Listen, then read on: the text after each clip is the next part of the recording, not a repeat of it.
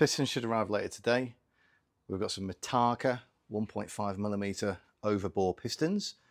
The standard barrels should be 56.4. What did I just say? Mitaka 1.5mm. So that'll take us to 57.9, which is as big as you go. Bit of confusion the other day with the pistons that are they're here marked up with 1.5. So these aren't original RD500 pistons. The fact that they're marked with 1.5 was a bit of a confusing thing for me. These are a Wiseco piston, and they are designed for an air-cooled DT125. The DT125 comes as standard with 56mm bore, so add the 1.5 to that, you've got 57.5. These ones were marked up with 57.5, and so basically all four are at 57.5. The biggest you can go, 57.9. So I still have this one more rebore to go for. Just stripping out the power valves, and then I'll give everything a bit of a clean up before I take it down there. So you've got an outer cover here, and you've got on the inside where the power valve controller would mount, got a little shark's tooth kind of retainer there.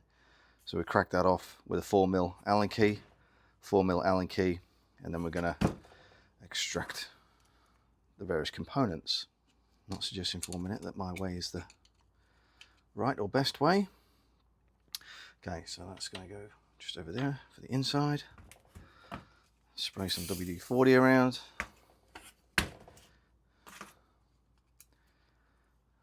End cap. There.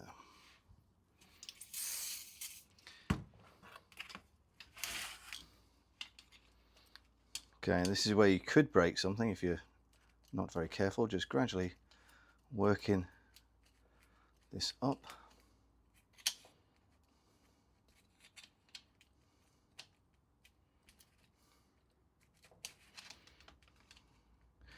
Because apart from having rubber seals that are also retaining this, there's a lot of charcoal and whatnot. It's just teasing it up. Have a little bit of mechanical sympathy. It's been in there for over 20 years since this was last out, my guess anyway. Okay, there you go, rubber seal around there. That's the outside edge. Now you've got another Allen key bolt here, also 4mm. The manual does say use a block of wood, but a soft rubber handled hammer seems to do the job fairly well. Just going to rotate the valve around until it's at its most wide open point. Just about there. Pop that up the exhaust.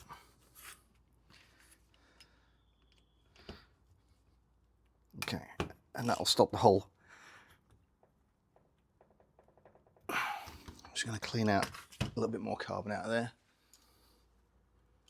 so I can get in a bit deeper.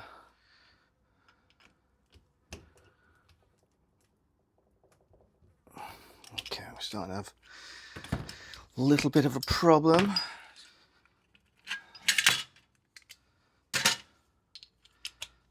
Okay. I remember a tip from ages ago, which is get a bit of valve grinding paste and add that into the hole.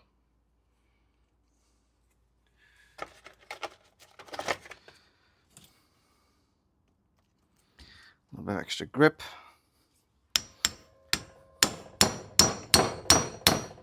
There we go.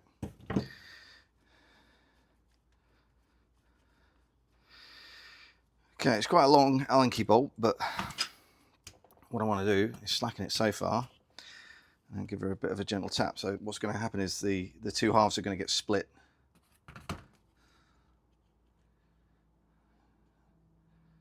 Okay, I don't think that bush is supposed to fall apart like that.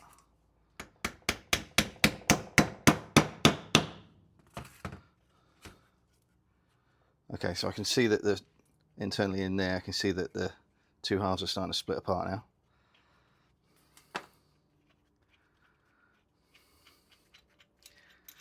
Out there. Okay, I can almost pull it out, but not quite. So I'm just going to gently get hold of her. work her up like there we go. Okay, there's a couple of pegs. They're still sitting in the other half at the minute. Just got a little tap to bring her out, just gently. There we go. Okay.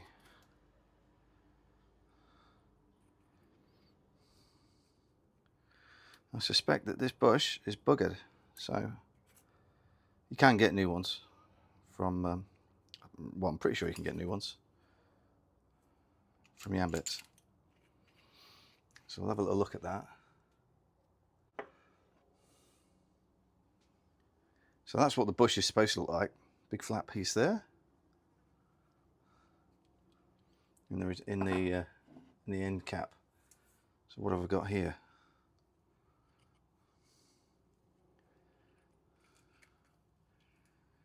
I've got a bit of a bush. So yeah, we'll go shopping for some of these, because I think that's seen better days.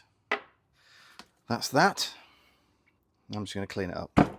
So I'll see in a bit when it's all fresh and clean. Let's get the parts washer on the go. Well, they've cleaned up well. Onto the power valves.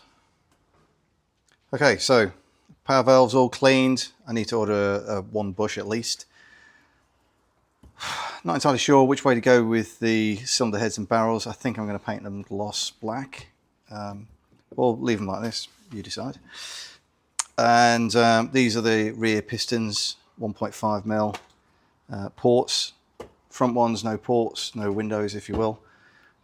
Ordered the small end bearings, a few spare circuits altogether. What's that? That's £283.27, including postage.